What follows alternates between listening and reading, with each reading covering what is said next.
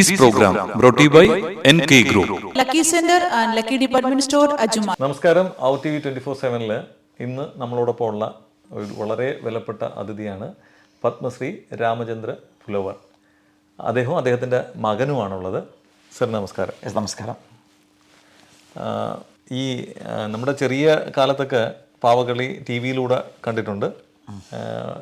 അന്നു മുതലേ നമ്മുടെ മനസ്സിൽ ഇതൊരു വലിയൊരു കലാരൂപമാണ്. പക്ഷെ അങ്ങനെ ഒരാളിനെ ആദ്യമായിട്ടാണ് ഞാൻ നേരിട്ട് കാണുകയും അങ്ങയുടെ അടുത്ത് വരികയും ചെയ്യുന്നത്.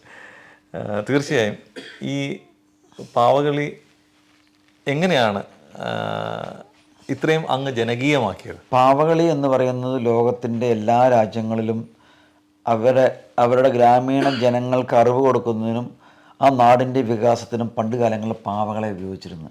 നമ്മൾ കേട്ടിട്ടുണ്ടായിരിക്കും മോഹൻജാദാരോ ഹാരപ്പയിലുള്ള പാവകളെ കുറിച്ചൊക്കെ. എന്നാൽ അവിടെയൊക്കെ കളിമണ്ണും ഉണ്ടായിരുന്നു, പാവം ഉണ്ടായിരുന്നു ഭാരതത്തിൽ. അതേപോലെ എല്ലാ രാജ്യങ്ങളിലും പാവകളിക്ക് ഏറ്റവും പ്രധാനമായിട്ടുള്ള സ്ഥാനം പണ്ട് കാലത്തുണ്ട്. ടി വി പോലുള്ള മീഡിയയൊക്കെ ഈ അടുത്ത കാലത്ത് വന്നതാണ്. അപ്പം മുമ്പ് വേറെ മീഡിയ ഉണ്ടായിരുന്നില്ല. ഇത് ലോകത്തിൽ തന്നെ ആദ്യത്തെ ഒരു കലാരൂപമാണ് ഈ തോൽപ്പാവക്കൂത്ത് എന്ന് പറയുന്നത്. ആദ്യം ഒരു പ്രകൃതി ഉണ്ടായി, പിന്നെ സൂര്യൻ്റെ വെളിച്ചമുണ്ടായി. ആ വെളിച്ചത്തിൻ്റെ നിഴലിൽ ഉണ്ടായിട്ടുള്ള നിഴലും നൃത്തവും ചേർന്ന ആദ്യത്തെ കലാരൂപമാണ് ഈ നിഴൽപ്പാവക്കൂത്ത്. പണ്ട് കാലത്ത് ഇതിനെ പറയപ്പെട്ടിരുന്നത് പുൽപ്പാവക്കൂത്ത് എന്നായിരുന്നു. പുല്ലുകൊണ്ടായിരുന്നു പാവ ഉണ്ടാക്കിയിരുന്നത്. അപ്പോൾ നമ്മോടൊപ്പം ചലിക്കുന്നതാണല്ലോ ഈ കൂടെ നിഴലുകൾ. അപ്പോൾ ആ നിഴലിൻ്റെ സാധ്യത കണ്ടെത്തിക്കൊണ്ട് ആദിമ മനുഷ്യൻ അവൻ്റെ കയ്യും കാലും എല്ലാം ഉപയോഗിച്ച് നൃത്തം ചെയ്യാൻ തുടങ്ങി. ആ നൃത്തത്തിലൂടെ ആ ചലനങ്ങളുടെ സാധ്യത കണ്ടെത്തി. ആ ചലനങ്ങളുടെ സാധ്യത പിന്നെ പാവകളായിട്ട് മാറി. അപ്പോൾ പാവനാടകം, പാവകളെ കൊണ്ടായിരുന്നു നാടകം അഭിനയിച്ചിരുന്നത് ആദ്യകാലത്ത്, ഏറ്റവും ആദ്യകാലത്ത്. അത് ചിലപ്പോൾ അന്ന് ആദിവാസികളുടെ ആവാം, നാട്ടുരാജാവിൻ്റെ ആവാം. അതെങ്ങനെ വന്നു അന്നത്തെ കഥ ഈ രാമായണമൊക്കെ ഉണ്ടാകുന്നതിന് മുൻപ് വേറെ കഥകളൊക്കെ ആയിരിക്കാം. ഇത് അപ്പം അങ്ങനെ ലോകത്തിലെ ആദ്യത്തെ കലാരൂപവും മാത്രമല്ല അതായത് സിനിമയുടെ ആദിമ രൂപം. സിനിമ ഉണ്ടായിട്ടുള്ളത് ഈ തോൽപ്പാവക്കൂത്തുനിന്നാണ്. അതേപോലെ എനിമേഷൻ ഉണ്ടായിട്ടുള്ളത് നമ്മുടെ അസ്ത്രങ്ങളെ കൂട്ടിമുട്ടുന്ന സമയത്ത് തീപ്പൊരിയൊക്കെ പാറിയ സംഭവങ്ങളൊക്കെ ഉണ്ട്. അപ്പോൾ തീ പാറിക്കുന്ന സമയത്ത് എനിമേഷൻ്റെ ആ ഫ്ലാഷ് കാണുമ്പോൾ അപ്പോൾ എനിമേഷൻ്റെ ആദിമ രൂപം എന്നൊക്കെ വിശേഷിപ്പിക്കാവുന്ന ഒരു പ്രധാനപ്പെട്ട കലയാണ് തോൽപ്പാവക്കൂത്ത്. തോൽപ്പാവക്കൂത്ത് എന്ന് പറയും, നിഴൽപ്പാവക്കൂത്ത് എന്ന് പറയും. അപ്പം അങ്ങനെ പല രാജ്യങ്ങളിലും പല രീതിയിലെ പേര് പറയും. കേരളത്തിൽ തോൽപ്പാവക്കൂത്ത്. ശരിക്കും ഇതിപ്പം എത്ര രാജ്യങ്ങളാണ് ഇതിൻ്റെ ഒരു ഇതുള്ളത്? ഇപ്പം ഞങ്ങളുടെ അറിവിൽ ഞാനിപ്പോൾ 10-48 രാജ്യങ്ങളിൽ പോയിട്ടുണ്ട്. അവിടെയൊക്കെ പാവകളിയുണ്ട്. എല്ലാ രാജ്യങ്ങളിലും പാവകളി മഹോത്സവം ഓരോ മാസങ്ങളിലും ഓരോ ദിവസവും വെക്കാറുണ്ട്. അപ്പോൾ എല്ലാ രാജ്യങ്ങളിലും പണ്ട് കാലം മുതലൊക്കെ പാവകളെയായിരുന്നു ഉപയോഗിച്ചിരുന്നത്. 4 രീതിയിലുള്ള പാവകളുള്ളത്. തോൽപ്പാവക്കൂത്തിൻ്റെ കേരളത്തിൻ്റെ ഒരു പാവയുടെ ശൈലിയാണ് ഈ കാണുന്ന ശ്രീരാമൻ എന്ന കഥാപാത്രമാണിത്. ഇത് മാൻ്റെ തോല് കൊണ്ടാണ് ഉണ്ടാക്കിയിട്ടുള്ളത്. മാൻതോല്. അതിനുള്ള പ്രമാണം പറയണം. എന്തുകൊണ്ട് മാൻതോല് ഉപയോഗിക്കുന്നു? രാമായണം പവിത്രമായിട്ടുള്ള കഥയാണ്, മാൻ പവിത്രമായിട്ടുള്ള മൃഗമാണ്. അപ്പോൾ മാനിനെ കൊല്ലാൻ പാടുണ്ടോ എന്നൊക്കെ ചോദിക്കാം. അപ്പോൾ അതിന് പ്രമാണം പറയണം. പണ്ട് കാലത്ത് ക്ഷത്രിയന്മാർക്ക് മാൻവേട്ട ആവാം. അപ്പം അതുകൊണ്ട് മാനിനെ കൊല്ലാം. അപ്പം അങ്ങനെയുള്ള മാൻ്റെ തോല് കൊണ്ടാണ് രാമായണം കഥ. കേരളത്തിലും അതുപോലെ തന്നെ ഒറീസയിലും മാൻ്റെ തോലാണ്. അപ്പോൾ പിന്നെ ഇതിൻ്റെ കൊത്തുപണിക്ക് പ്രാധാന്യമുണ്ട്. അപ്പോൾ ഈ പാവകളുടെ കയ്യിൻ്റെ അതായത് 4 രീതിയിലുള്ള ചലനങ്ങൾ ഉണ്ടായിരിക്കും ഒരു പാവ. അതായത് ഇരിക്കുന്ന പാവ, നിൽക്കുന്ന പാവ, കിടക്കുന്ന പാവ, പിന്നെ യുദ്ധം ചെയ്യുന്ന പാവ. ഒരു പാവ 4 രീതിയിലുള്ള പാവകളായിരിക്കും. അപ്പം ഒരു രാമായണം സമ്പൂർണ്ണ രാമായണം പൂർത്തിയാവാൻ 160ഓളം പാവകൾ വേണം. 168 പാവകൾ വേണം. രാമ അവതാരം മുതൽ പട്ടാഭിഷേകം വരെ. ഇത് ക്ഷേത്രങ്ങളിലാണ് ഈ തോൽപ്പാവക്കൂത്ത് അവതരിപ്പിക്കുക. കേരളത്തിൻ്റെ അതുപോലെ എല്ലാ സംസ്ഥാനങ്ങളിലും ഉണ്ട്. തമിഴ്നാട്, ആന്ധ്രാപ്രദേശ്, ഒറീസ, കർണാടകം, ഇവിടെ പിന്നെ മഹാരാഷ്ട്രയിൽ നിന്നാണ് ആദ്യത്തെ സിനിമ ഉണ്ടായിട്ടുള്ളത്. ആ തോൽപ്പാവക്കൂത്ത് കണ്ടിട്ടാണ് ദാദാസാഹിബ് ഫാൽക്കെ എന്ന് പറയുന്ന സംവിധായകൻ ആദ്യമായിട്ട് സിനിമയ്ക്ക് രൂപം കൊടുത്തു, രാജാ ഹരിചന്ദ്ര. അപ്പോൾ ആ സിനിമയ്ക്ക് രൂപം കൊടുക്കാനുള്ള കാരണം അവിടെ പാവക്കൂത്തിൻ്റെ ചമ്പടാച്ച ബൗലിയ, ചമ്പട പറഞ്ഞ തോല്, ബൗലിയ എന്ന് പറഞ്ഞാൽ പാവ. അപ്പോൾ ചമ്പടാച്ച ബൗലി എന്ന് അവിടെ പറയാം. ഞാൻ അവിടെ 82 മുതൽ 87 ഒരു അധ്യാപകനായിട്ടുണ്ടായിട്ടുണ്ട്. കാരണം എന്നെ ഗവൺമെൻറ് ഓഫ് ഇന്ത്യ അവിടെ അപ്പോയിൻമെൻറ്റ് ചെയ്തു. കാരണം അവിടെ പാവ നിർമ്മാണം ചെയ്യാൻ ആരുമില്ല, ഈ കല നശിച്ചു പോകണമെന്ന് പറഞ്ഞുകൊണ്ട് ഗവൺമെൻറ് ഓഫ് ഇന്ത്യ എന്നെ അവിടെ അപ്പോയിൻമെൻറ്റ് ചെയ്തു. അപ്പോൾ അവിടെ നിന്ന് കിട്ടിയ ഒരുപാട് വിവരങ്ങളുടെ അടിസ്ഥാനത്തിൽ അവിടുത്തെ ഗവേഷകന്മാരും അവിടെയൊക്കെ പിന്നെ പാവകളിക്കാരുടെ അഭിപ്രായത്തിൽ ആദ്യമുണ്ടായിട്ടുള്ള സിനിമ അവിടെ നിന്നാണ്, രാജാ ഹരിശ്ചന്ദ്ര. അപ്പോൾ എന്തുകൊണ്ട് നമ്മുടെ ഭാരതത്തിൽ സിനിമ ഉണ്ടായിക്കൂടാ എന്ന് ദാദാസാഹിബ് ഫാൽക്കെന് ഒരു ആശയം തോന്നി. കാരണം ദി ട്രെയിൻ എന്നതാണ് ആ 30 സെക്കൻഡോ ദൈർഘ്യമുള്ള സിനിമയാണ് അത് ഫ്രാൻസിലുണ്ടായിട്ടുള്ളത്. അത് ഫ്രാൻസിലെ തോൽപ്പാവക്കൂത്ത് കണ്ടുകൊണ്ട് അവിടെ നിന്ന് രൂപപ്പെട്ടതാണ് ആ സിനിമ. അപ്പോൾ സിനിമയുടെ ആദ്യ രൂപം, എനിമേഷൻ്റെ ആദ്യ രൂപം, പിന്നെ എന്താ പറയുക, എല്ലാവർക്കും അറിയപ്പെടുന്ന, അതായത് ഈസി ആയിട്ട് മനസ്സിലാക്കാൻ പറ്റാവുന്ന രീതിയിൽ പാവകളെ ഉപയോഗിച്ചുകൊണ്ടായിരുന്നു ചെയ്തിരുന്നത്. അപ്പം അതുകൊണ്ട് പാവകളായിരുന്നു എല്ലാ രാജ്യങ്ങളിലും എല്ലാവരും ഉപയോഗിച്ച് വന്നിരുന്നത്. ഈ സ്വാഭാവികമായിട്ടും എല്ലാ ഇതിനും ഒരു അസോസിയേഷനുണ്ട്. അപ്പോൾ ഈ പാവകളിക്കും സ്വാഭാവികമായിട്ടും ഒരു അസോസിയേഷനും ഒരു ആസ്ഥാനമൊക്കെ ഉണ്ടാവുമല്ലോ, അത് എവിടെയാണ്? പാവകളിക്കാർ വേൾഡ് ലെവലിലുള്ള ഒരു ആസ്ഥാനത്തിൻ്റെ പേരാണ് യൂനിമ, യൂണിയൻ ഇൻ്റർനാഷണൽ ഡി ലാ മാരി യൂണിറ്റ്. മാരി യൂണിറ്റ് എന്ന് പറഞ്ഞാൽ പാവകളിക്കാരുടെ സംഘം. അപ്പോൾ അതിൻ്റെ ആസ്ഥാനം അവിടെയാണ്. പക്ഷേ കേരളത്തിൽ അത് വ്യത്യസ്തമാണ്. ഞങ്ങളെല്ലാം അതിൽ ആ കമ്മിറ്റിയിൽ മെമ്പറാണെങ്കിലും കേരളത്തിൻ്റെ പാവകളി എന്ന് പറഞ്ഞാൽ ഓരോ പാവകളിക്ക് ഐതിഹ്യങ്ങളുണ്ട്. കേരളത്തിൽ മാത്രമേ സ്ഥിരമായിട്ടുള്ള പാവക്കൂത്ത് അവതരിപ്പിക്കുവാനുള്ള വേദിയുള്ളൂ. അതിൻ്റെ ഐതിഹ്യം പറയപ്പെടുന്നത് കേരളമെല്ലാം ഭദ്രകാളി സങ്കല്പമാണ്. ദേവിക്ക് വേണ്ടി ചിട്ടപ്പെടുത്തിയ തെയ്യമായാലും തിറയായാലും അതുപോലെ തന്നെ മറ്റുള്ള എല്ലാ കലാരൂപങ്ങളും ഇതെല്ലാം ദേവി സങ്കല്പമാണ്, പടയണി. അപ്പോൾ അതിൻ്റെ ഐതിഹ്യം പറയപ്പെടുന്നത് ഭദ്രകാളി ദാരികാസുരനോടുകൂടി യുദ്ധം ചെയ്യാൻ പോയ അതേ സമയത്താണത്ര രാമരാവണ യുദ്ധം ഉണ്ടായിരുന്നത്. രാവണനെ കൊല്ലാൻ കൊല്ലുന്ന ആ സമയമായിരുന്നു. അപ്പോൾ ഈ ദേവിക്ക് ഇത് കാണാൻ സാധിച്ചില്ല. അപ്പോൾ ദേവി പരുവമായിട്ട് പറഞ്ഞു, അച്ഛാ എനിക്ക് രാമരാവണ യുദ്ധം കാണാനുള്ള ഭാഗ്യം ഉണ്ടായില്ല, ഞാൻ എന്താ ചെയ്യേണ്ടതെന്നായി. അപ്പോൾ ശിവൻ പറഞ്ഞു, നീ ഒന്നുകൊണ്ടും ഭയപ്പെടേണ്ട, നമ്മുടെ പരശുരാമനാൽ സൃഷ്ടിക്കപ്പെട്ട പവിത്ര ഭൂമിയുണ്ട്, നീ അവിടെ പോയിരിക്കും, നിന്നെ സേവിക്കുന്നവർക്ക് എല്ലാ അനുഗ്രഹങ്ങളും കൊടുക്കൂ എന്ന് പറഞ്ഞുകൊണ്ട് ദേവി രാമരാവണ യുദ്ധകഥ കാണാൻ വന്നിരിക്കുകയാണ്. അപ്പോൾ തമിഴകത്തിൻ്റെ, പണ്ട് കേരളത്തിൻ്റെ പേര് തമിഴകം എന്നായിരുന്നു, തമിഴകത്തിൻ്റെ ഭാഗത്ത് വന്ന് തമിഴ്നാടിൻ്റെ പാലക്കാട് മധ്യ തിരുവിതാംകൂറിൻ്റെ ഇപ്പുറത്തുള്ള ഈ ഭാഗങ്ങളിലൊക്കെ പാവക്കൂത്തിനാണ് പ്രാധാന്യം. പിന്നെ അപ്പുറത്ത് പോയ തെയ്യം തിറ അമ്പലങ്ങളിൽ ഇതെല്ലാം ദേവി സങ്കല്പമാണ്. ദേവിക്ക് വേണ്ടി രാമരാവണ യുദ്ധം കാണിച്ചു കൊടുക്കുകയാണ്. അപ്പോൾ തെയ്യമായിട്ടും തിറയായിട്ടും പാവക്കൂത്തായിട്ടും അവതരിപ്പിച്ച് കാണിക്കുമ്പോൾ ദേവി ഇത് കാണുന്നു, സന്തോഷിക്കുന്നു എന്നതാണ് കേരളത്തിൻ്റെ ചരിത്രം. അപ്പം അങ്ങനെയാണ് കേരളത്തിൽ ഉണ്ടായിട്ടുള്ളത്. പക്ഷെ എല്ലാ ഭാഗത്തും പാവകളി ഉണ്ടെങ്കിലും കേരളത്തിൽ മാത്രമേ സ്ഥിരമായിട്ടുള്ള വേദികളും ഉള്ളൂ, സ്ഥിരമായിട്ടുള്ള അവതരണ ശൈലിയുള്ളൂ. ബാക്കിയുള്ള ഭാഗങ്ങളിൽ ഇപ്പോൾ ആർക്കും ഇല്ല.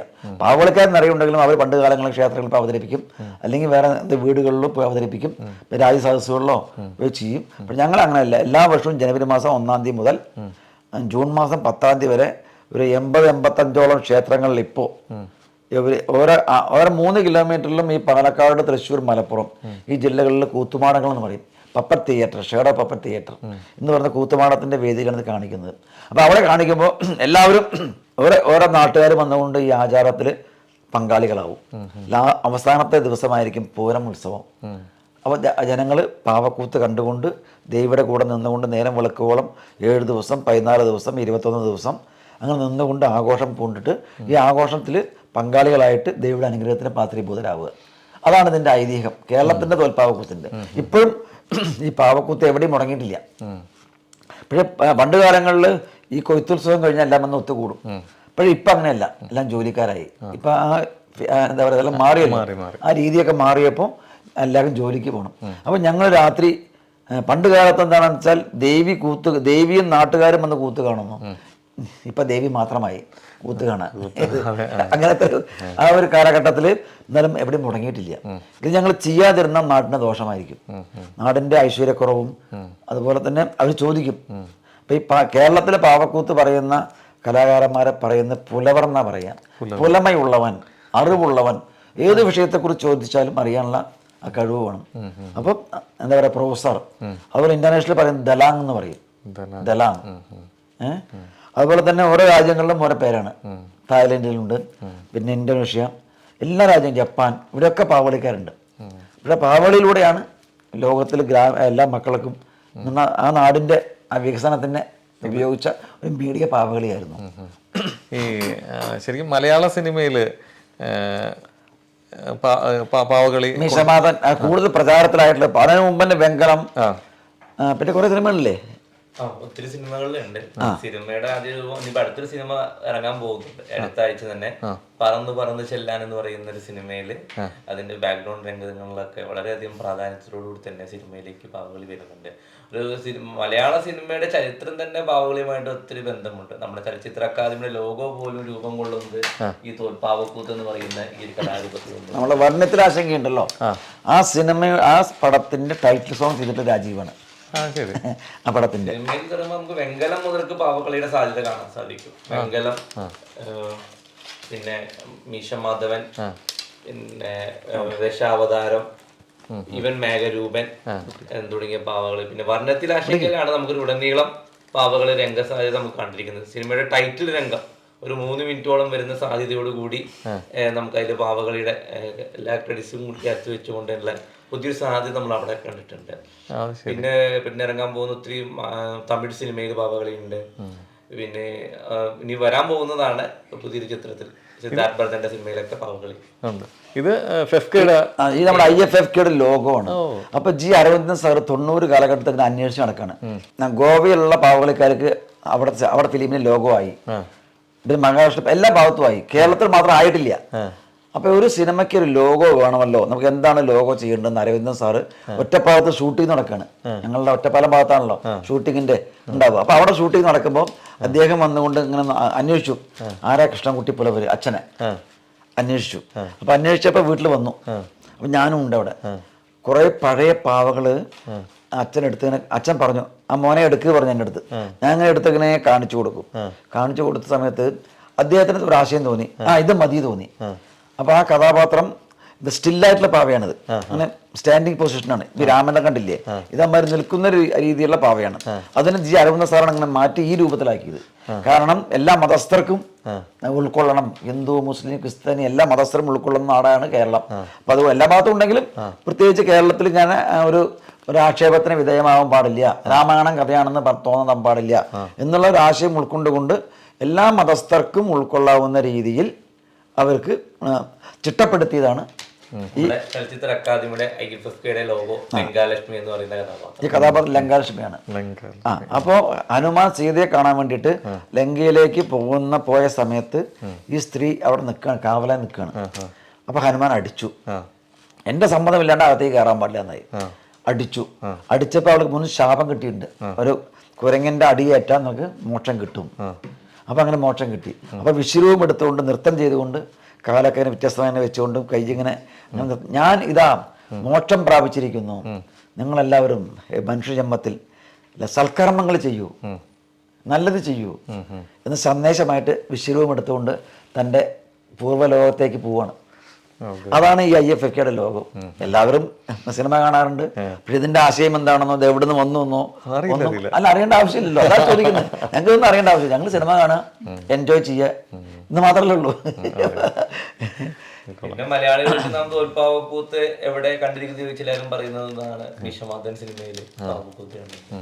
വിശ്വനാഥനില് അഭിനയിച്ച അതേ മാൻ തന്നെയാണ് ഈ കാണുന്നത്. ഓ അത് ശരി, അങ്ങനെ ഒരു പ്രത്യേകതയുണ്ട്. അതെ, ഈ മാൻ അതേ മാൻ തന്നെയാണ്. ഇത് ഞങ്ങൾ എല്ലാ വേദികളും കാണിക്കുമ്പോൾ എല്ലാം കൊണ്ടുപോകാറുണ്ട്. വിശ്വനാഥനില് ആ ദിലീപ് ആ കരിമീൻ ഗുരുവിയെ കണ്ടില്ല പാട്ട് സീനില് ആ ദിലീപ് ഉപയോഗിക്കുന്ന മാനാണ് ഈ മാൻ. കാവ്യ കണ്ടുകൊണ്ടിരിക്കുകയാണ്. അപ്പൊ അതിന് കളിപ്പിക്കുന്ന രീതിയുണ്ട്. അതൊരു തുണി വേണം. ആ തുണിയിൽ കാണുമ്പോഴാണ് നിഴലില കാണാം. പാവകളിക്കാരനെയും കാണുന്നില്ല, പാവകളെയും കാണുന്നില്ല. ഏത് നിഴലാണ് കാണുക. അത് പ്രകാശം എന്ന് പറയുന്നത് നമ്മളെ എണ്ണ വിളക്കിന്റെ പ്രകാശമായിരിക്കും. അത് 21 വിളക്കുണ്ടായിരിക്കും. 21 വിളക്കിനെ മെൻഷൻ ചെയ്യുന്ന 21 രാത്രി വേണം ഇതിന്റെ സമ്പൂർണ്ണമായിട്ടുള്ള കഥാവതരണത്തിന് എന്നാണ്. അങ്ങനെയാണ്. അപ്പൊ ഓരോ മുഖത്തിനും ഓരോ അടുക്കിന് ഓരോ വിളക്കുകൾ ഉണ്ടാവും. ഓരോ വിളക്കിനും ഓരോ പ്രത്യേകതയും കൂടി ഉണ്ട്. അതെല്ലാം ഒരുപാട് പറയാനുണ്ട്. അപ്പൊ അത് പൊന്നീന താകിയ ഓരാതെ നീ എൻ മുൻവമ്പായി ഉന്നേ വിരുമ്പി യാൻ വന്നേ വാരായി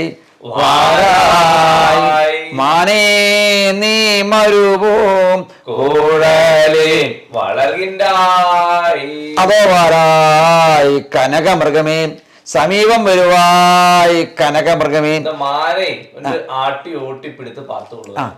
ഇങ്ക വാ മാനെ ഇപ്പടി വാ മാനെ ഇങ്ക വാ ഇപ്പടി വാ. ഏയ് മാനെ പിടികിടக்கிறതില്ലേ വരായ് കനകമൃഗമേൻ എൻ പത്നി സീതാദേവിയാനവൾ സമീപത്തിൽ നീ വരുമായിരുന്നാൽ ഉനക്ക് ഭക്ഷിക്കത്തക്കതാക പഴം കായ്കനികൾ എല്ലാം ഇതോ വനത്തിൽ കൊണ്ടുവന്ന് വെച്ചിരിക്കപ്പെട്ട ഒരു വിയാകിലും നീ വരുമായിരുന്നാ ഉനക്ക് ഭക്ഷിക്കത്തക്കതാക അന്ന പഴവർഗ്ഗങ്ങളെ എല്ലാം എൻ പത്നി സീതാദേവിയാനവൾ തരുവാൾ സമീപം വരുവായി മാനെ. ഏയ് മാനെ പിടികിടக்கிறതില്ലേ ഒന്നുകൂടി ആട്ടി ഓട്ടി പിടിത്ത് പാർത്തുകൊള്ളാം. അപ്പടി ഇങ്ക വാ മാനെ ഇപ്പടി വാ മാനെ ഇങ്ക വാ ഇപ്പടി വാ ഇങ്ക വാ. ഏയ് കരത്തിൽ വില്ലെടുത്ത് മാനിനുടെ മാതുക്ക് ഇത് ബാണം തൊടുത്തുകൊള്ളു. എടാ എടാ എടാ സ്മാബൈ. അയ്യോ അയ്യോ വാരായ് സീതേ സീതേ ലക്ഷ്മണ അഭയം അഭയം അഭയം അടിയേനെ രക്ഷിക്ക വേണമേ ലക്ഷ്മണ. ഇതിന് ഇങ്ങനെയാണ് ഇതിനെ കാണിക്കുന്നത്. ഇപ്പൊ ഇതിന്റെ അവതരണ ശൈലി വളരെ അത് നേരം വെളുക്കോളം ഒരു പാട്ട്. ശരിക്കും ഇത് തമിഴ് ഇതിലാണ്, കാരണം ഇവിടുത്തെ ഭാഷ തമിഴാണല്ലോ. മലയാള ഭാഷ എപ്പോഴാണ് വന്നിട്ടുള്ളത്? കേരളത്തിൽ വന്നിട്ടുള്ളത് 12ാം നൂറ്റാണ്ടിൽ വന്നിട്ടുള്ളൂ. അപ്പൊ അതാണ് ഞാൻ പറഞ്ഞത്, ഇവിടുത്തെ മന്ത്രിമാരും ഒക്കെ സംസ്കാര മന്ത്രിയൊക്കെ ഇത് മള്ളൂർനാടിന്റെ തനത് കലാരൂപമാണ്. പണ്ട് ഇതെല്ലാം മദ്രാസ് ഡൈനാസ്റ്റി കീഴിലുള്ള പ്രദേശമായിരുന്നു. പാലക്കാട്, തൃശ്ശൂർ, മലപ്പുറം അത് നമ്മൾ സ്റ്റേറ്റ് ഒന്നും ആയിട്ടില്ല. അപ്പൊ അതിനു മുന്നേ ഇതെല്ലാം മദ്രാസ് ഡൈനാസ്റ്റി കീഴിലുള്ള കലാരൂപങ്ങളായതുകൊണ്ട് കൂടുതലായിട്ടും ആ പ്രദേശങ്ങളിലൊക്കെ തമിഴിന് സ്വാധീനമുള്ള പ്രദേശമായിരുന്നു. അതുകൊണ്ടാണ് ഇതിന്റെ ഭാഷാ ശൈലിയും ഏറ്റവും ലളിതമായ രീതിയിൽ സാധാരണക്കാരന് സംസാരിക്കാവുന്നത് മനസ്സിലാക്കാവുന്ന ഭാഷയുമായിട്ട് നമുക്ക് പാവക്കൂത്തിനെ കാണാം. ഇപ്പോൾ തിരുവിതാംകൂർ ഭാഗത്തേക്ക് ഞങ്ങൾ ഇങ്ങനെ ഉത്സവത്തിന്റെ ഭാഗമായിട്ടുള്ള സ്റ്റേജ് പ്രോഗ്രാം തരത്തിലേക്ക് പോകണം. ചിട്ടയോട് കൂടിയുള്ള ആചാര അനുഷ്ഠാന ശൈലി എന്നുള്ളത് വള്ളവനാടൻ പ്രദേശങ്ങളിൽ മാത്രമാണ് ഈ പാവക്കൂത്ത് കണ്ടത്. അതിനായത് കൂടുതലായിട്ടും തമിഴ് സംസ്കാരത്തോടു കൂടിയുള്ള ഭാഷാ ശൈലിയോട് കൂടി കടന്നു വരുന്നത്. എന്നാൽ ശുദ്ധമായ തമിഴുമല്ല, മലയാളം കലർന്നതായ തമിഴാണ്. അപ്പൊ തമിഴ്നാടിന്റെ കലയാണ് പൂർണ്ണമായിട്ട് പറയാനും പറ്റില്ല. ഇന്നത് പൂർണ്ണമായിട്ടും മലയാളീകരിക്കാത്തത് കൊണ്ട് തമിഴ്നാടാണോന്നും കേരളമാണോന്നും ഈ കല അങ്ങോട്ടും ഇങ്ങോട്ടും തമ്മിലുള്ള വലിയൊരു ഘടകത്തിലും ഇപ്പൊ കിടക്കുന്നുണ്ട്. പക്ഷെ എന്നാൽ സാധാരണക്കാരെ മനസ്സിലാവും. കാരണം പണ്ട് കാലത്ത് ഒരു ദിവസമെങ്കിലും പായും ചൂട്ടും കത്തിച്ചുകൊണ്ട് പാവക്കൂത്ത് കാണാൻ വേണ്ടി കൂത്തുമാടത്ത് പോയി ഇരുന്ന് പാവക്കൂത്ത് കാണുന്ന ഒരു സമ്പ്രദായം ഉണ്ടായിരുന്നു. പാവക്കൂത്ത് കാണുന്ന ഒരു സംസ്കാരം ഉണ്ടായിരുന്നു. അതിപ്പോ അടുത്ത കാലത്താണ്, നമുക്കൊരു 20 കൊല്ലം ആയിട്ടാണ് നവമാധ്യമങ്ങൾ വന്നോടുകൂടിയാണ് ഇത്തരത്തിലുള്ള രീതിയിലേക്ക് പാവകളീനെ നമുക്ക് അത്തരത്തിലുള്ള ആസ്വാദനം നമുക്ക് കുറഞ്ഞു പോയത്. പക്ഷെ ഇപ്പൊ വീണ്ടും നമുക്ക് തിരിച്ച് വരുന്നുണ്ട്. ചെറിയൊരു തരത്തിലെങ്കിലും ചെറിയ രീതിയിലെങ്കിലും ചെറിയൊരു ഓഡിയൻസ്, പുതിയ തലമുറ പാവകളി കാണാൻ വരുന്നൊരു പ്രവണതയിലേക്ക് ഇന്ന് പാവകളി എത്തി എന്നൊരു വലിയൊരു സന്തോഷം കൂടി. ശരിക്കും എനിക്ക് തോന്നുന്നു പണ്ട് കാലത്ത് അല്ലെങ്കിൽ ഇതിൻ്റെ പിന്നിൽ പ്രവർത്തിച്ച ആരും ഇതിന് ഒരു വൈഡായ ഒരു മാർക്കറ്റിംഗ് ഒരു പക്ഷേ അതിലോട്ട് പോയിട്ടുണ്ടാവില്ല. ഈ കലാരൂപത്തെ കൂടുതൽ പഴയ കലാകാരന്മാർക്ക് കല പഠിക്കുക, ഗുരുവിന് പഠിക്കുക, അതിന് പെർഫോം ചെയ്യുക, ക്യാമനാവുക. പുലവർ എന്നുള്ള ഇന്നത്തെ ദേശീയ അവാർഡ്, പത്മശ്രീ അവാർഡുമാരി ഇത് അവാർഡാണ് പുലവർ സ്ഥാനം. അത്രേ കൊണ്ടു നാട്ടിൽ പേരെടുക്കുക. അദ്ദേഹം ക്യാമനാണേ, കലാകാരനാണേ. അല്ലാതെ ബിസിനസ് രീതിയിലേക്ക് മാറ്റാൻ ഒരു കലാകാരനും പണ്ട് മനസ്സുകൊണ്ട് എന്താ പറയുക ആഗ്രഹിച്ചിട്ടില്ല, അവരാഗ്രഹിക്കുന്നില്ല. കാരണം അത്രയും ദൈവികമാണ്, ദൈവികോപം ഉണ്ടാവും. ഇന്ന് വന്നൊക്കെ വ്യത്യസ്തമായല്ലോ ഇത്. അപ്പൊ അങ്ങനെ മാറ്റം കൂടി വന്നിട്ടുണ്ട് ഇത്. ഇന്നിപ്പോ ഞങ്ങൾ എന്താണെന്ന് വെച്ചാൽ ആദ്യമായിട്ട് ഈ രാമായണവും മഹാഭാരതവും മാത്രം കാണിച്ചുകൊണ്ടിരിക്കുന്ന ഈ കാലഘട്ടങ്ങളിൽ ക്ഷേത്രത്തിന്റെ അകത്ത് 4 മാസം കഴിഞ്ഞപ്പോൾ വേദികളില്ല കലാകാരന്മാർക്ക്. അപ്പോൾ എൻ്റെ അച്ഛൻ കൃഷ്ണൻകുട്ടിപ്പുറവർക്ക് തോന്നിയൊരു ആശയമാണ്, നമുക്ക് പല കഥകളും ചെയ്താൽ എന്താ, ക്ഷേത്ര ആചാരങ്ങൾ മാത്രം നിൽക്കാതെ മറ്റ് ഇതിലേക്ക് അപ്പൊ 60-65 കാലഘട്ടങ്ങൾ വരെ ഇതൊരു ക്ഷേത്ര അനുഷ്ഠാന കലാരൂപമായിട്ട് നിലനിൽക്കുകയായിരുന്നു. ഈ പറഞ്ഞ പോലെ അന്നത്തെ കാലഘട്ടത്ത് പാണ്ഡിത്യത്തോടു കൂടി അന്നത്തെ കലാകാരന്മാർ വളരെ വാക്ചാതുര്യോട് കൂടി കൂത്തുമാടങ്ങളിൽ ഇന്നത്തെ കഥ പറച്ചിൽ സ്റ്റോറി ടെല്ലിങ്ങിന്റെ ഒരു ആൻഷ്യൻ ഫോം കൂടിയാണ്. ആ ആ ഇത് വളരെ വിസ്താരമായ രീതിയിൽ കഥ പറഞ്ഞു പോകണം. ഒരു ദിവസം 10 മണിക്കൂറൊക്കെയാണ് ഇതിന്റെ അവതരണ ദൈർഘ്യമുള്ളത്. രാത്രി 10 മണിക്ക് തുടങ്ങിയ പുലർച്ചെ 6 മണി വരെയൊക്കെയാണ് തോൽപ്പാവക്കൂത്തിന്റെ സമയ ദൈർഘ്യം തുടങ്ങുന്നത്. ചുരുങ്ങിയത് ഒരു കാവിലെ 7 ദിവസമാണ്. ഓ 7, 14, 21, 41, 71 ദിവസങ്ങൾ വരെ പാവക്കൂത്ത് നടക്കുന്നുണ്ട്. കണ്ടിന്യൂ. Continuous ആയിട്ട്. അതെ അതെ. കാരണം അത് ജനുവരി മുതൽ മെയ് മാസം വരെ. അതിപ്പോൾ കൂടി. കാരണം ഇത് സ്പോൺസർമാരാണ്. ഇപ്പോൾ താങ്കൾ ചെയ്യുന്ന പ്രവൃത്തിയിൽ എല്ലാവിധമായിട്ടുള്ള അഭിവൃദ്ധി ഉണ്ടാവണം. ഇപ്പോൾ താങ്കളുടെ മേഖല ക്യാമറ മേഖലയാവും, അല്ലെങ്കിൽ വേറെ മേഖലയാവും, അല്ലെങ്കിൽ ബിസിനസ് ആയിരിക്കും. അതിൽ അഭിവൃദ്ധി ഉണ്ടാവാൻ എൻ്റെ വക ഒരു ദിവസത്തെ പാവക്കൂത്ത് അത് കാര്യം സാധിക്കുന്നു. അതുകൊണ്ട് ഇപ്പോൾ കാരണം ഇന്ന് മനുഷ്യൻ്റെ കയ്യിൽ സാമ്പത്തികമൊക്കെ ഇഷ്ടം പോലെ ഉണ്ട്, സമാധാനമില്ല. അപ്പോൾ സമാധാനത്തിന് വേണ്ടിയിട്ട് എൻ്റെ വക ഒരു ദിവസത്തെ പാവക്കൂത്ത്. സ്പോൺസർമാർ കൂടി, പാവ കളിപ്പിക്കുന്ന കലാകാരന്മാർ കുറഞ്ഞു. ഇത് ശരിക്കും പാരമ്പര്യമായിട്ടാണ് ഈ എത്രാം തലമുറയാണിത്? ഒരു 13 തലമുറ ആയിപ്പോൾ. അപ്പം മകനെയും ഇതിലേക്ക് എത്തിച്ചു. അധ്യാപകനായിരുന്നു അല്ലേ? എന്നിട്ട് ആ ചെറുതിലെ തന്നെ ഇത് കുട്ടിക്കാലം മുതൽക്ക് തന്നെ മുത്തച്ഛന്റെ കൂടെ ഈ പാവകളി പഠിക്കാനുമായിട്ട് മുത്തച്ഛന്റെ കൂടെ പോയിട്ട് ഓർമ്മയുണ്ട്. അപ്പോൾ മുത്തച്ഛനൊക്കെ അന്ന് വളരെ ഒരു ഗുരുകുല സമ്പ്രദായ പ്രകാരം തന്നെയാണ് പഠിപ്പിച്ചു വരുന്ന സമ്പ്രദായമൊക്കെ ഉള്ളത്. മുത്തച്ഛന്റെ കൂടെ ചെറിയ ചെറിയ രീതിയിലുള്ള പാട്ടൊക്കെ ഇങ്ങനെ താനായി താനായി താനായി താനായി താനായി താനായി താനായി താന തന്നേ ഇങ്ങനെ ചെറിയ ചെറിയ പാട്ട് നമുക്ക് ഇങ്ങനെ പാടിത്തരും. അപ്പൊ നമ്മളനുസരിച്ച് ഇങ്ങനെ താളം പിടിക്കും ചെറിയ കുട്ടികളെ. അപ്പൊ കൊച്ചിലേ നമ്മളിതിനെ മെല്ലെ മെല്ലെ ഈ രംഗത്തേക്ക് നമ്മൾ കൊണ്ടുവരും. പിന്നെ ഒരു കാലഘട്ടം കഴിഞ്ഞ +2 കഴിഞ്ഞോട് കൂടിയാണ് നമ്മൾ ഇതിനെ കുറച്ചും കൂടി സീരിയസ് ആയിട്ട് കാണുന്നത്.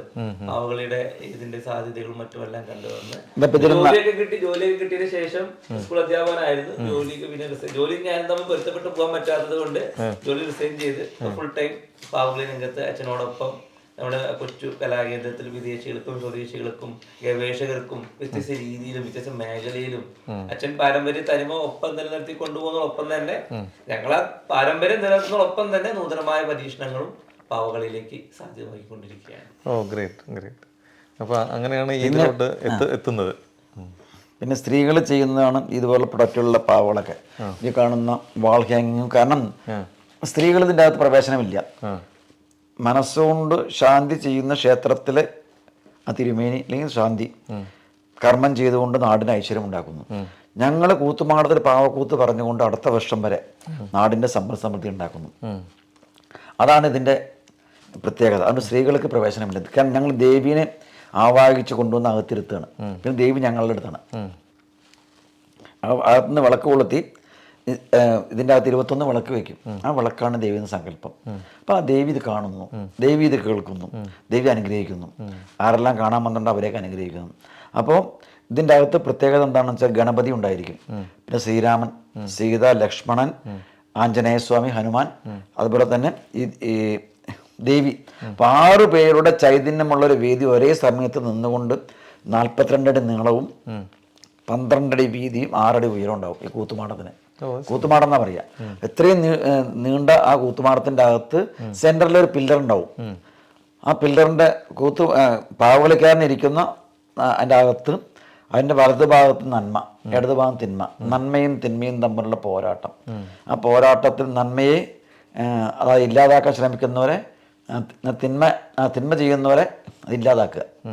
അതാണ് എൻ്റെ സന്ദേശം. അപ്പോൾ ആ സന്ദേശത്തിലേക്ക് നമ്മൾ പാവക്കൂത്ത് പറഞ്ഞുകൊണ്ട് ആ ഐശ്വര്യം ഉണ്ടാക്കാൻ വേണ്ടി ചെയ്യുന്ന ഈ കഥ കാണാൻ വന്നവർക്ക് എൻ്റെ മുൻവശത്തും തൊഴുതു കഴിഞ്ഞാൽ കാര്യം സാധിക്കുന്നു എന്ന വിശ്വാസമുള്ളതുകൊണ്ട് ഇപ്പോഴും മുടങ്ങാതെ പോയിട്ട് ഇപ്പോൾ കൂടി വരുന്നു. അത് ശരി. 7 14 14 21.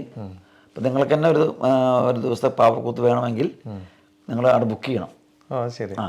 അപ്പോൾ ശരിക്കും ബുക്ക് ചെയ്യുന്ന അങ്ങനെയാണോ മകൻ്റെ അടുത്താണോ? അത് എങ്ങനെയാണ്?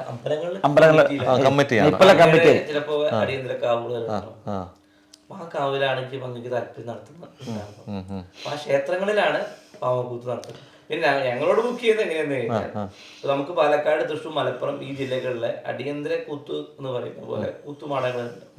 അവിടെ കഴിഞ്ഞ് നമുക്ക് മറ്റുള്ള ഉത്സവം നടക്കുന്ന മറ്റു ക്ഷേത്രങ്ങൾ അത് ലോകത്തിന്റെ എവിടെയായാലും അവിടെ നമുക്ക് ക്ഷേത്രങ്ങളിൽ പാവക്കൂത്ത് പങ്കെടുക്കും. ഇപ്പോൾ ദുബായിലൊരു ഷോ ഇവിടെ ക്ഷേത്രത്തിൽ പാവക്കൂത്ത് വേണമെന്നുണ്ടെങ്കിൽ അപ്പൊ നമ്മളെ സമീപിക്കാം. നമ്മളിവിടെ വന്ന് പാവക്കൂത്ത് അവതരിപ്പിച്ച് പോകും. അതുപോലെ കേരളത്തിലെ എല്ലാ ക്ഷേത്രങ്ങളിലും ഉത്സവത്തിന്റെ ഭാഗമായിക്കൊണ്ട് പാവക്കൂത്ത്. ശരി. അപ്പം ഇത് പറയുന്നതുകൊണ്ട് അപ്പം അങ്ങനെയാണെങ്കിൽ അങ്ങയുടെ സാറിന്റെ നമ്പർ കൊടുക്കാമല്ലോ നമുക്കിതില്? തീർച്ചയായിട്ടും കൊടുക്കാമല്ലോ. ആ നമ്പറിലൂടെ ആ കലയുടെ പ്രചാരം എത്തും ചെയ്യും, കല എന്താണെന്ന് മനസ്സിലാവും ചെയ്യും. മറ്റേത് അന്യം നിന്ന് പോയിരിക്കായിരുന്നു ഇത്രയും കാലം. കാരണം ഇതാ അന്ധവിശ്വാസത്തിന്റെയും അനാചാരത്തിന്റെയും ഒക്കെ ഭാഗമായിട്ട് പഴയ കാരണവന്മാര് അയ്യോ ഇത് പുറത്തേക്ക് കൊണ്ടുവരുത്, അച്ഛൻ കുറെ അപരാധം കേട്ടു, എൻ്റെ 1-2 കൂത്തുമാടങ്ങൾ നഷ്ടപ്പെട്ടു, താങ്കൾ വേണ്ട. ഞാൻ സ്ത്രീകളെ കയറ്റിയ കാരണം കൊണ്ട് കൂത്തുമാടത്തിൻ്റെ അകത്ത് കാണാൻ വന്നിട്ടുള്ള വിദേശികളൊക്കെ അകത്ത് കയറ്റിയപ്പോൾ എന്നെ ആട്ടി പുറത്താക്കി. അപ്പൊ അങ്ങനെയൊക്കെ അങ്ങാണ് ഈ പാവക്കൂത്തിലേക്ക് സ്ത്രീകളെ കൂടെ കൊണ്ടുവരുന്നത്. 2007 കാലഘട്ടങ്ങളിലാണ് അങ്ങനെ ഒരു അനുഭവം ഉണ്ടാവുന്നത്. പാവക്കൂത്ത് കാണാൻ വേണ്ടി ഇന്നത്തെ കാലഘട്ടം കുറച്ചും കൂടി നമ്മുടെ കേരളത്തിലുള്ള ഒരു കുട്ടികളൊക്കെ ആയാലും അടുപ്പുകളിൽ വരുന്നത്.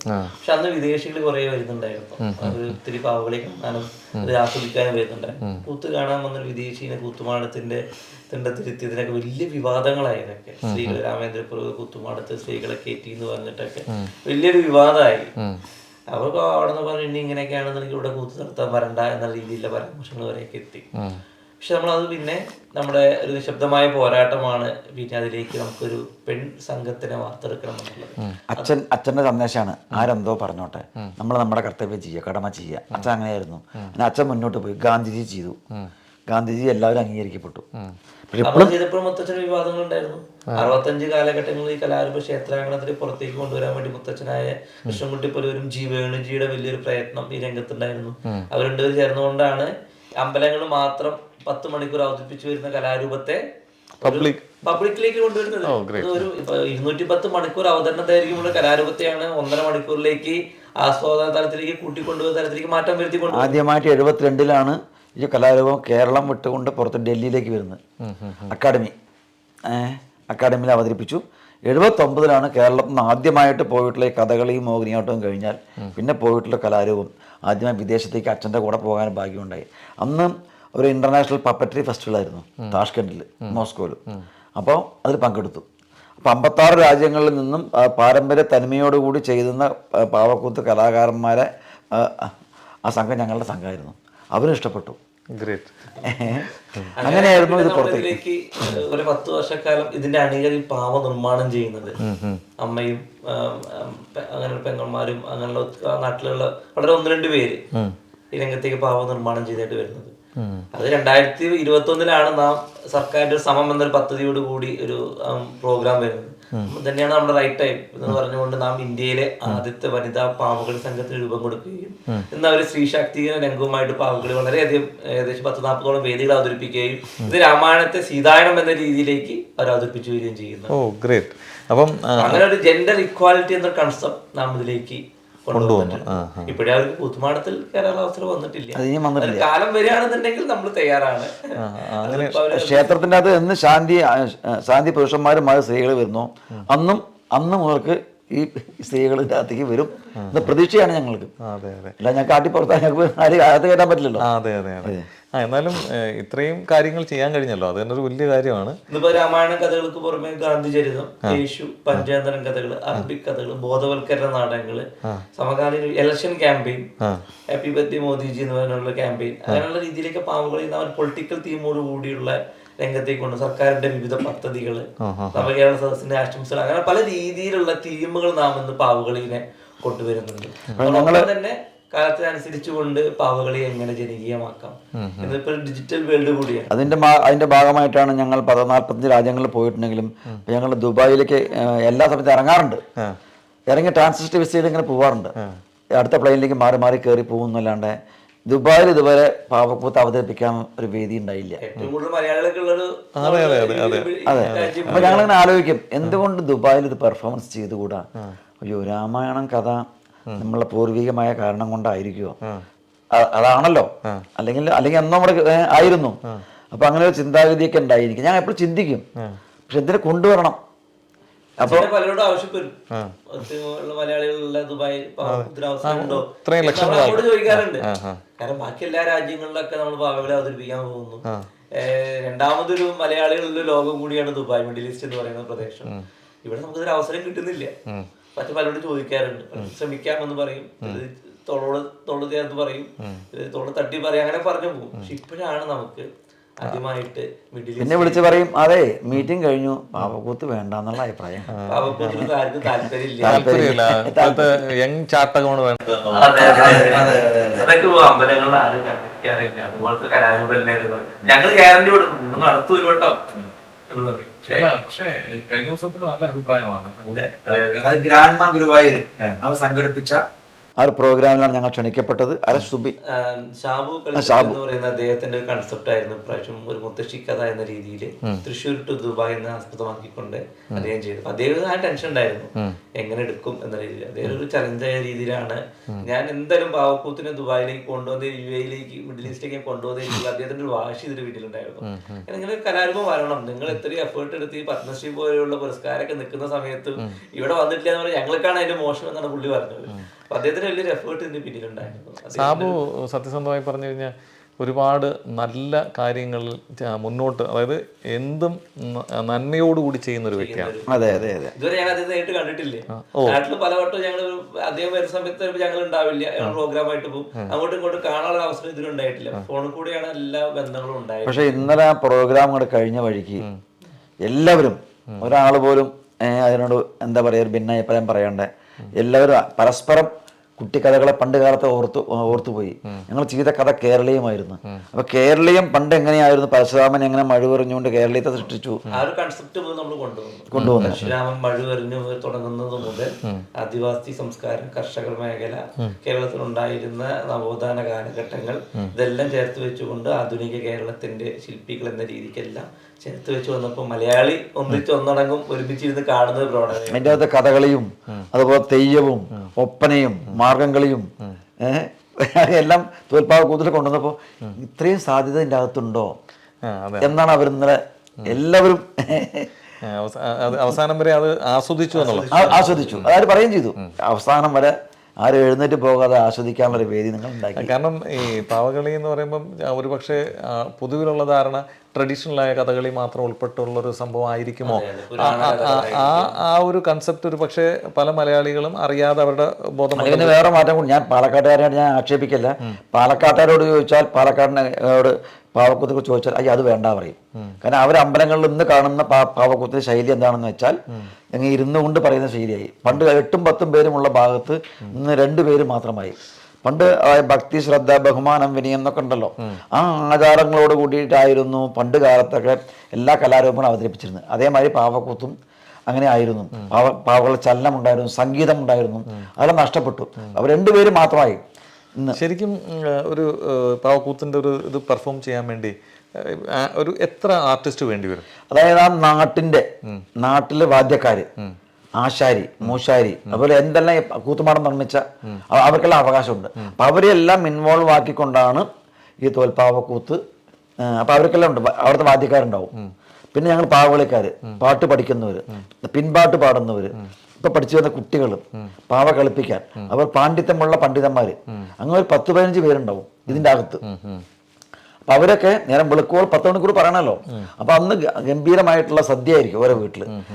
ഞങ്ങള് ഇപ്പൊ താങ്കളുടെ സാറിന്റെ വകയാണെന്നുണ്ടെങ്കിൽ ഞങ്ങളുടെ വന്നു കഴിഞ്ഞാൽ ഞങ്ങൾക്കുള്ള ചെലവ് തരും, എല്ലാ ചെലവും. അപ്പൊ ദേവിയുടെ പ്രതീകമായിട്ടുള്ള കലാകാരന്മാർ വരുമ്പോൾ ദേവി വരുന്നു എന്നാണ് സങ്കല്പം, വിശ്വാസം. അതുകൊണ്ട് എല്ലാവിധമായിട്ടുള്ള സർവ്വ ഐശ്വര്യങ്ങളും ഞങ്ങൾ വന്നാൽ ഉണ്ടാവുന്ന വിശ്വാസം കൂടിയുണ്ട് അതിന്റെ പിന്നിലുണ്ട്. അപ്പൊ അതുകൊണ്ട് അവർ ഞങ്ങളെ ബഹുമാനിക്കുന്നു. പുലവരാനെ വിളിക്കുക, പുലവരെ വരൂ ഇത്. അപ്പൊ അത്രയും ബഹുമാനത്തോടുകൂടി ആ സ്ഥാനപ്പേര് തന്നുകൊണ്ട് വിളിക്കുകയാണ്.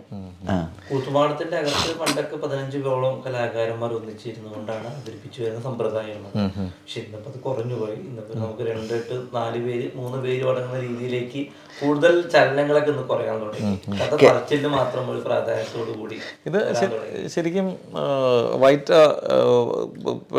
പുടവ എന്നാണ് പറയാ. വെള്ളയും കറുപ്പുമുള്ള ആ തുണിയെ തിരിശീല പറയുന്ന ആയപ്പുടവ, ദേവി ഉടുത്തിരിക്കുന്ന പുടവ എന്നാണ് അതൊരു കൺസെപ്റ്റ്.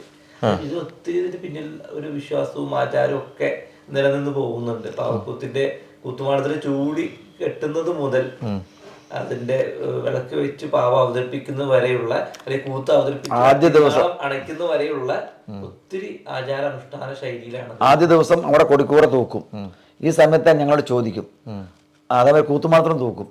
അപ്പോൾ കൂത്തുമാടത്ത് തൂക്കുമ്പോൾ ഞങ്ങൾ ചോദിക്കും, ദേശക്കാരെ, നാട്ടുകാരെ, വെളിച്ചപ്പാട്, ശാന്തിക്കാരെ, കമ്മിറ്റിക്കാരെ, വാദ്യക്കാരെ, കളക്കാരെ, കൂറയാടല്ലേ, കൂറയാട് 3 പ്രാവശ്യം ചോദിക്കും. എന്നിട്ടാണ് ഞങ്ങൾ കൂറയാടുക. ദേശക്കാരുടെ സമ്മതം വേണം. സമ്മതത്തോടുകൂടി കൂറയാടിയിട്ട് ആ ആചാരം തുടങ്ങുക. അപ്പം എല്ലാം പങ്കാളികളായി. ഇത് കേരളത്തിന്റെ ആദ്യത്തെ വിപ്ലവകല. കാരണം മറ്റുള്ള കലാരൂപങ്ങളൊക്കെ ക്ഷേത്രമതിൽക്കെട്ടിന് അകത്താണ്, ഇത് ക്ഷേത്രമതിലിന്റെ പുറത്താണ്. കൂത്തുമാടം പണ്ഡിത പാമര ഭേദമന്യേ, അതുപോലെ തന്നെ എന്താ പറയുക, എല്ലാം ഇവർക്കും കാണാവുന്ന രീതിയിലാണ് കൂത്തുമാടം എന്ന് പറഞ്ഞ പപ്പറ്റ് തിയേറ്റർ ഈ ആ മതിൽക്കെട്ടിന്റെ പുറത്ത് വെച്ചിട്ടുള്ളത്. അമ്പലത്തിന്റെ പുറത്താണ്. പാർക്കും കാണാം. ഇത് ഏറ്റവും മുൻവശത്തെ രാജാക്കന്മാരുടെ കുടുംബം വന്നിരിക്കും. അതിന്റെ പിന്നാപ്പുറത്ത് അടുത്ത കമ്മ്യൂണിറ്റി, പട്ടന്മാര്, അങ്ങനെ ഓരോ കമ്മ്യൂണിറ്റി വന്നിരിക്കും. ദൂരെ, അത് വിദൂരതയിൽ കേൾക്കാവുന്ന, അന്നൊക്കെ ഒരു കലാകാരന്റെ സൗണ്ട് എന്ന് പറഞ്ഞ മൈക്കില്ലല്ലോ, 3 കിലോമീറ്റർ വരെയൊക്കെ ദൂരത്തിൽ കേട്ടിരിക്കുന്ന പറയാം. നല്ലേ ഇത് ചെയ്യുന്ന ഞങ്ങൾ ചെയ്യുന്ന വിഷറിയാണിത്. അപ്പോൾ നമ്മുടെ അടുത്തൊരു കൺസെപ്റ്റ് എന്ന് പറയുന്നത് എല്ലാവരുടെ ഭവനങ്ങളിലും പാവകളെ എത്തുക എന്നാണ്. ഏതൊരു സാധാരണക്കാരനിലേക്കും പാവകളെ എത്തിക്കുക. അപ്പോൾ ഓരോ വീട്ടിലും ഓരോ പാവകൾ എന്നാണ് നമ്മുടെ അടുത്തൊരു കൺസെപ്റ്റ്. അപ്പോൾ അതിലേക്കാണ് ഇത്ര വലിയ രീതിയിലുള്ള പാവകളേനെ, ഇപ്പോൾ തോൽപ്പാവക്കൂത്തിൻ്റെ ഇത്ര വലിയ പാവകൾ പലർക്കും വാങ്ങേണ്ട അഫോർഡബിൾ ആവില്ല. അപ്പോൾ നമ്മൾ അതിനെ വളരെ കൊച്ചു രീതിയിലുള്ള പാവകളാക്കി സാധാരണക്കാരൻ്റെ വീട്ടിലേക്കും പാവകൾ എത്തുക എന്നൊരു കൺസെപ്റ്റാണ് നാം ഇതിലൂടെ കൊണ്ടുവന്നിരിക്കുന്നത്. അപ്പോൾ ഇത് വളരെ വാങ്ങി ചെറിയ രീതിയിൽ ഫ്രെയിം ചെയ്ത് ഡെക്കറേറ്റ് ചെയ്ത രീതിയിൽ നമ്മുടെ വീട്ടിൽ തന്നെ അലങ്കരിച്ച് വയ്ക്കാം. അപ്പോൾ ഈ രീതിയിൽ പാവകളെ ഉപയോഗിച്ച് വരുന്നത് കുറച്ചുകൂടി ക്രാഫ്റ്റ് തലത്തിലേക്ക് പാവകളെ കൊണ്ടുവന്നിരിക്കുകയാണ്. പാവകളിലൂടെ അതിൻ്റെ കൊത്തുപണികളും ഇപ്പോൾ നമ്മുടെ പരമ്പരാഗത രീതിയിലുള്ള പാവക്കൂത്തിൻ്റെ ഇത്തരം പാറ്റേൺസ് എല്ലാം എടുത്തുകൊണ്ട് അതിൽ നിന്ന് നാം ഒരു പ്രൊഡക്റ്റ് ഉണ്ടാക്കിയിരിക്കുകയാണ്. ഇത് വിഷറി എന്ന കൺസെപ്റ്റിലേക്ക് നാം ഇതിനെ കൊണ്ടുവന്നിരിക്കുകയാണ്. അപ്പോൾ ഇത് ആ രീതിക്കൊക്കെ ഒത്തിരി ഉപയോഗിക്കാൻ നമുക്കിന്ന് വിറ്റുപോകുന്ന രീതിയിലേക്കുണ്ട്. ഇതെല്ലാം ചെയ്യുന്നത് നമ്മുടെ വനിതകളാണ്. ഹാങ്ങിങ് തലത്തിലേക്ക് നമുക്കിതിനെ തൂക്കിയിട്ട് നമ്മുടെ ഓഫീസ് റൂമുകളായാലും അവിടെ എല്ലാം നമുക്കിതിനെ പാവകളെ തൂക്കിയിടാം. അങ്ങനെ ഒരു ഡെക്കറേറ്റീവ് ടൈപ്പിലേക്ക് നമ്മൾ ഇന്ന് പാവകളിനെ കൊണ്ടുവന്നിട്ടുണ്ട്. ഈ തരത്തിലേക്ക് നമ്മൾ നമ്മുടെ പ്രൊഡക്റ്റ് ടൈപ്പിലേക്ക് നമ്മുടെ പാവക്കൂത്തിലെ പാവകളൊക്കെ കൊണ്ടുവന്നിരിക്കുകയാണ്. ഇങ്ങനെയുള്ള രീതിയിലുള്ള പാവകളൊക്കെ നമുക്ക് ഉപയോഗിച്ചുകൊണ്ട് ചെയ്യാൻ പറ്റും. കുറച്ചും കൂടി ക്രാഫ്റ്റ് തലത്തിലേക്കൊക്കെ ചെയ്തു കൊണ്ടുവന്നിരിക്കുകയാണ്. അപ്പോൾ ഏത് സാധാരണക്കാരനിലേക്കും പാവകളെ നമുക്ക് എത്തിക്കാൻ സാധിക്കും. ഗിഫ്റ്റായിട്ട് കൊടുക്കാം. അതൊരു മൊമെൻറ്റോ ടൈപ്പൊക്കെ ആ രീതിയിലേക്കൊക്കെ നമ്മൾ ഇന്ന് പാവകളിനെ കൊണ്ടുവന്നിരിക്കുന്നുണ്ട്. അതേമാതിരി LKG കുട്ടികൾ മുതൽക്കുള്ള കുട്ടികൾക്കൊക്കെ പഞ്ചാന്ത്ര സ്റ്റോറീസ് ചെയ്യല്ലോ. അപ്പോൾ അതുമാതിരി ഇതുപോലുള്ള പക്ഷികളും മൃഗങ്ങളും ഒക്കെ ചെയ്തുകൊണ്ട് എങ്ങനെ അതിന് ചലനങ്ങൾ സാധ്യമാകുന്നു എന്ന് അവരെ കൊണ്ട് തന്നെ കാർഡ്ബോർഡിലൊക്കെ വരച്ചിട്ട് സ്കൂളുകളെ കാണിച്ചു കൊടുക്കുന്ന ആ രീതിയാണ് ഇപ്പം മോൻ രാജീവ് ചെയ്യുന്നത്. രാജീവ് ഉസ്താദ് ബിസ്മില്ലാ ഖാൻ അവാർഡെല്ലാം. ഉസ്താദ് ബിസ്മില്ലാ ഖാൻ അവാർഡ് ഒരു ദേശീയ പുരസ്കാരമാണ്. യുവകലാകാരന്മാർക്ക് ലഭിക്കുന്ന വലിയൊരു അംഗീകാരം കൂടിയാണ്. അത് ലഭിച്ചതിൽ ഏറ്റവും വലിയൊരു അംഗീകാരം കൂടിയാണ് അത്.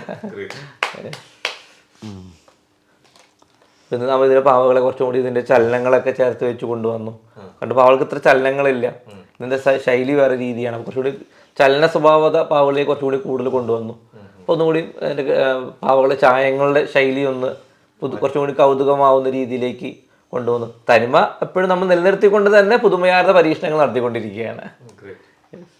അതായത് പുതിയ കഥയിലേക്ക് വേണ്ടതായിട്ടുള്ള ഇപ്പോൾ തോൽപ്പാവക്കൂത്തിലില്ലാത്തതാണ് വെളിച്ചപ്പാടിൻ്റെ കഥാപാത്രം.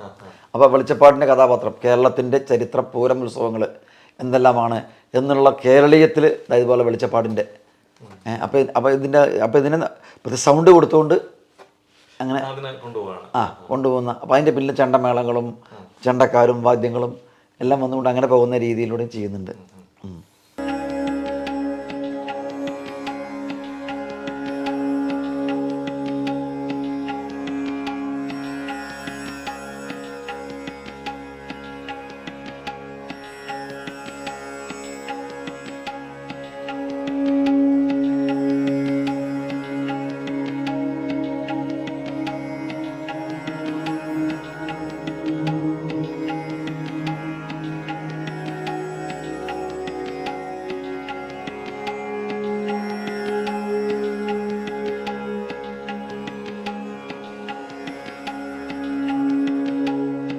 ഏതായാലും വളരെ സന്തോഷം ഇവിടെ വരുമ്പോൾ ഇങ്ങനെ നമുക്ക് തമ്മിൽ കാണാനും ഇത്രയും സമയം, വിലപ്പെട്ട സമയം നമ്മളോടൊപ്പം ചിലവഴിച്ചതിനും ഒരുപാട് സന്തോഷം. അവർ TV 24/7 നിന്ന്.